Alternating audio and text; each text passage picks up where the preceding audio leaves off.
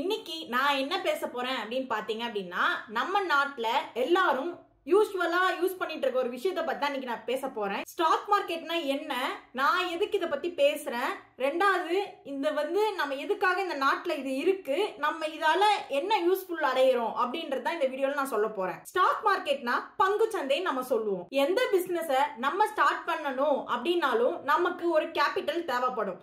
அது மட்டும் இல்லாம இருக்கிற பிசினஸ நம்ம க்ரோ பண்ணணும் அப்படின்னு நினைச்சோம் அப்படின்னா அதுக்கும் நமக்கு ஒரு பர்டிகுலர் கேபிட்டல் தேவைப்படும். நான் கேபிட்டல்னு சொல்றப்போ இது ஒரு சின்ன அமௌண்டா இருக்காது, இது ஒரு பெரிய அமௌண்டா தான் இருக்கும். இந்த கேபிட்டல் அமௌண்ட்டை ஒரே ஒரு பர்சனால இன்வெஸ்ட் பண்ண முடியாது. இது உங்களுக்கு இன்னைக்கு புரிய வைக்கிறதுக்கு நான் ஒரு சின்ன எக்ஸாம்பிள் சொல்றேன். என்னன்னு பாத்தீங்க அப்படின்னா, ஆல்ரெடி ஒரு கம்பெனி ஓனர் இருக்காங்க. இந்த கம்பெனி ஓனர் ஒரு கம்பெனி வச்சிருக்காங்க. அது ஒரு கோடி மதிப்புள்ள ஒரு கம்பெனி நம்ம எடுத்துக்கலாம். இவரு இந்த கம்பெனியை இன்னும் கொஞ்சம் வளர்க்கணும்னு நினைக்கிறப்போ அவருக்கு இன்னொரு 1 கோடி தேவைப்படுது. இந்த 1 கோடி தேவைப்படுறப்போ அவர்கிட்ட இந்த 1 கோடி அமௌண்ட் இல்ல. இப்போ அந்த ஓனருக்கு 1 கோடி தேவைப்படுது. அப்போ என்ன பண்ணுவாரு, அப்பனா ஒரு ஷேர் 20 ரூபான்னு எடுத்துக்கோங்க. அப்போ என்ன பண்ணுவாரு, ஒரு ஷேர் 20 ரூபான்னு வச்சு 5 லட்சம் ஷேரை இன்ட்ரோடியூஸ் பண்ணுவாரு. இப்போ ஒரு ஷேர் 20 ரூபாய், 5 லட்சம் ஷேர் அவர் இன்ட்ரோடியூஸ் பண்ணிட்டாரு. நம்ம இந்தியா மக்கள் எல்லாரும் சேர்ந்து ஒரு சிலவங்க கொஞ்சம் அமௌண்ட் இன்வெஸ்ட் பண்ணி அந்த ஷேரை வாங்குவாங்க. வாங்குறப்போ அந்த ஓனருக்கு 1 கோடி அமௌண்ட் கிடைச்சிரும். இப்போ அந்த ஓனருக்கு அவர் தேவைப்பட்ட அமௌண்ட் கிடைச்சிருச்சு. அவர் வளர்க்கணும்னு நினைச்ச கம்பெனியை வளர்க்க முடியும். அந்த ஓனர் இன்ட்ரோடியூஸ் பண்ண 5 லட்சம் ஷேரை நம்ம மக்கள் எல்லாரும் வாங்கியிருக்கோம்ல, இததான் நம்ம ஷேர் ஹோல்டர்னு சொல்லுவோம். இப்போ இந்த ஷேர் வாங்குறதுனால பப்ளிக்கு என்ன யூஸ், பப்ளிக்னா நம்ம மக்கள், அவங்களுக்கு இதுல என்ன யூஸ், அதுக்கு முன்னாடி ஷேர் மார்க்கெட்னா என்னன்னு தெரிஞ்சுப்போம். இப்போ நீங்க நம்ம ஊர்ல மளிகை ஜாமான் வாங்கணும் அப்படின்னா ஒரு சூப்பர் மார்க்கெட் போவீங்க. சூப்பர் மார்க்கெட்ல நீங்க வாங்குறது, சூப்பர் மார்க்கெட்ல இருக்கவங்க என்ன சொல்லுவாங்க, ஒரு கஸ்டமர்னு சொல்லுவாங்க. இப்போ நீங்க ஒரு ஷேர் வாங்கணும் அப்படின்னா நீங்க ஷேர் மார்க்கெட் போகணும். இப்போ நீங்க ஒரு ஷேர் வாங்கிருக்கீங்க அப்படின்னா உங்களை ஷேர் ஹோல்டர்னு சொல்லுவாங்க. நீங்க சூப்பர் மார்க்கெட்ல போய் ஒரு பொருளை வாங்க தான் முடியும், நீங்க ஒரு பொருளை விற்க முடியாது. பட் ஷேர் மார்க்கெட்ல நீங்க வாங்கவும் முடியும், விற்கவும் முடியும். அதுதான் ஷேர் மார்க்கெட். முன்னாடி காலத்துல என்ன பண்ணிட்டு இருந்தாங்க அப்படின்னா, இன்டர்நெட் இல்லாதப்போ நேர்ல போய் ஷேர் வாங்குவாங்க. அப்ப அது ஒரு சில பர்சனால தான் வாங்க முடிஞ்சது. இப்போ நம்ம எல்லாராலையுமே ஷேர் வாங்க முடியும் இன்டர்நெட் மூலமா. நம்ம இந்தியால 2 ஸ்டாக் எக்ஸ்சேஞ்ச் இருக்கு. ஒன்னு என்னன்னு பாத்தீங்க அப்படின்னா BSE, இன்னொன்னு என்னன்னு பாத்தீங்க அப்படின்னா NSE. BSE என்னன்னு பாத்தீங்க அப்படின்னா பாம்பே ஸ்டாக் எக்ஸ்சேஞ்ச், NSE அப்படி என்னன்னு பாத்தீங்க அப்படின்னா நேஷனல் ஸ்டாக் எக்ஸ்சேஞ்ச். நீங்க யோசிக்கலாம், ஏன் 2 ஸ்டாக் எக்ஸ்சேஞ்ச், ஒரே ஒரு ஸ்டாக் எக்ஸ்சேஞ்ச் இருக்கலாம்ல அப்படின்னு யோசிக்கலாம். ரெண்டுத்துக்கான விளக்கம் என்னன்னு இப்ப நான் சொல்றேன். பாம்பே ஸ்டாக் எக்ஸ்சேஞ்ச்ல சின்ன கம்பெனிலாம் இருப்பாங்க, பெரிய கேபிட்டல் இல்லாத கம்பெனிஸ் இருப்பாங்க. சோ நம்ம ஈஸியா ஸ்டாக்ஸ் வாங்கிக்கலாம். பட் நேஷனல் ஸ்டாக் எக்ஸ்சேஞ்ச்ல ரொம்ப பெரிய கம்பெனியா இருப்பாங்க, அவங்களோட கேபிட்டல் அமௌண்ட்டே பாத்தீங்க அப்படின்னா ரொம்ப பெருசா இருக்கும். சோ நம்ம அதை வாங்குறது கொஞ்சம் கஷ்டமான ஒரு இடத்துல இருப்போம். இந்த 2 எக்ஸ்சேஞ்ச்ல தான் நம்ம வாங்குற ஷேரோட பையிங் செல்லிங் நடக்கும். இப்போ ஒரு கம்பெனி அவங்களோட ஷேர்ஸ இன்ட்ரோடியூஸ் பண்ணணும் அப்படின்னா இந்த எக்ஸ்சேஞ்ச்ல தான் அவங்க ரெஜிஸ்டர் பண்ணணும். இன்னைக்கு BSEல அப்ராக்சிமேட்லி எத்தனை கம்பெனி ரெஜிஸ்டர் ஆகிருக்கு அப்படின்னு பாத்தீங்க அப்படின்னா 5500 பிளஸ் கம்பெனிஸ் ரெஜிஸ்டர் ஆகிருக்கு. NSEல எத்தனை கம்பெனி ரெஜிஸ்டர் ஆகிருக்கு பாத்தீங்க அப்படின்னா 2300 பிளஸ் கம்பெனிஸ் ரெஜிஸ்டர் ஆகிருக்கு. அதுக்கு முன்னாடி ஃபேஸ் வேல்யூன்னு ஒன்னு இருக்கு. ஃபேஸ் வேல்யூ அப்படின்னா என்னன்னு பாத்தீங்க அப்படின்னா, நான் சொன்னேன்ல உங்ககிட்ட 5 லட்சம் ஷேர் இன்ட்ரோடியூஸ் பண்ணுவாங்க. ஒரு ஷேர் 20 ரூபான்னு வச்சா அவங்களுக்கு 1 கோடி ரூபாய் கிடைக்கும். அப்ப அந்த 20 ரூபாய் அவங்க வைக்கிறாங்கல்ல, அந்த 20 ரூபாய் தான் நம்ம ஃபேஸ் வேல்யூன்னு சொல்லுவோம். BSEல லிஸ்ட் ஆகி இருக்க டாப் 30 கம்பெனிஸோட மார்க்கெட் வேல்யூ தான் நம்ம சென்செக்ஸ்னு சொல்லுவோம். NSEல லிஸ்ட் ஆகி இருக்க டாப் 50 கம்பெனியோட மார்க்கெட் வேல்யூ தான் நம்ம நிஃப்டின்னு சொல்லுவோம். இந்த ஸ்டாக் எக்ஸ்சேஞ்ச் தான் செபி ரிலேட்டடா இருக்கு. செபினா என்ன, security and exchange board of இந்தியான்னு சொல்லுவோம். இந்த செபி ரெகுலேட் பண்ண கைட்லைன்ஸ்ல தான் இந்த 2 ஸ்டாக் மார்க்கெட்லயும் ட்ரேடிங் அண்ட் இன்வெஸ்ட்மெண்ட் நடக்கும். இப்போ இந்த ஸ்டாக் மார்க்கெட் எப்படி ஒர்க் ஆகுதுன்னு நான் உங்களுக்கு சொல்றேன். ஃபர்ஸ்ட் ஒரு கம்பெனி BSEல ரெஜிஸ்டர் பண்ணுவாங்க. இப்போ இந்த BSEலயே ஒர்க் பண்ற பர்சனை நம்ம என்ன சொல்லுவோம் அப்படின்னு பாத்தீங்கன்னா ஸ்டாக் ஆர் ஃபினான்ஷியல் புரோக்கர்னு சொல்லுவோம். பட் இந்த புரோக்கர்னு சொல்றப்ப இது யாரு இப்போ குறிக்குது அப்படின்னு பாத்தீங்க அப்படின்னா, நிறைய ஆப் இருக்கு.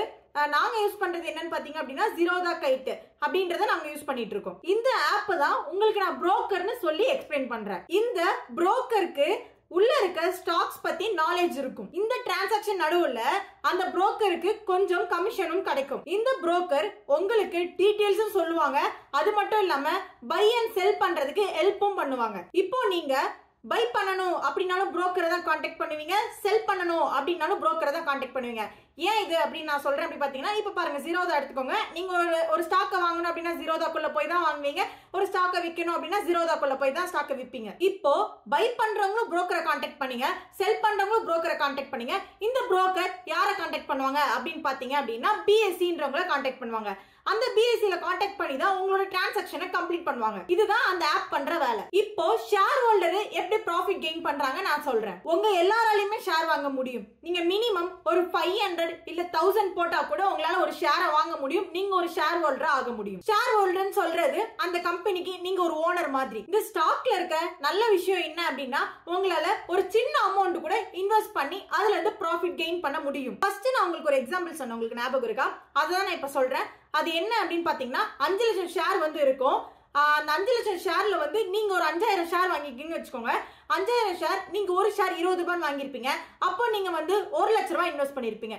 இந்த 1 லட்ச ரூபாய் இன்வெஸ்ட் பண்ணிருக்கீங்க. அந்த ஓனர் வந்து அந்த கம்பெனியை வளர்த்ததுக்கு அப்புறம் அந்த கம்பெனி நல்லா வளர்ந்துட்டு இருக்கு, சரியான ப்ராஃபிட் பார்த்துட்டு இருக்கு அப்படின்னா, அந்த கம்பெனி வளர்ந்துட்டு இருக்கிறதுக்காக உங்களுக்கு அதுல இருந்து ஒரு சில பெர்சன்டேஜ் கிடைக்கும் நீங்க நினைக்க கூடாது. அப்படி உங்களுக்கு ப்ராஃபிட் கிடைக்காது. எப்படி உங்களுக்கு ப்ராஃபிட் கிடைக்கும்ன்றத நான் சொல்றேன். நீங்க அந்த கம்பெனில இன்வெஸ்ட் பண்ணிட்டீங்க, உங்களுக்கு அப்போ அதுல இருந்து ஒரு சில பெர்சன்டேஜ் கிடைக்கும் நினைக்கிறது தப்பு. நான் உங்களுக்கு ஃபேஸ் வேல்யூன்னு சொன்னேன். ஃபேஸ் வேல்யூ அப்படி என்னன்னா, அந்த 20 ரூபாய் அவங்க வைக்கிற அமௌண்ட் தான் ஃபேஸ் வேல்யூன்னு சொன்னேன். இப்போ என்ன நடக்கும், எப்படி உங்களுக்கு ப்ராஃபிட் வரும் அப்படின்னு பாத்தீங்க அப்படின்னா, இந்த ஃபேஸ் வேல்யூ தான் மார்க்கெட் வேல்யூ. இந்த மார்க்கெட் வேல்யூ எப்போ வந்து இன்க்ரீஸ் ஆகுதோ அப்போ உங்களுக்கு ப்ராஃபிட் கிடைக்கும். இப்போ அந்த கம்பெனி நல்லா போயிட்டு இருக்கப்போ அந்த மார்க்கெட் வேல்யூ ஒரு நாள் ஏறும்.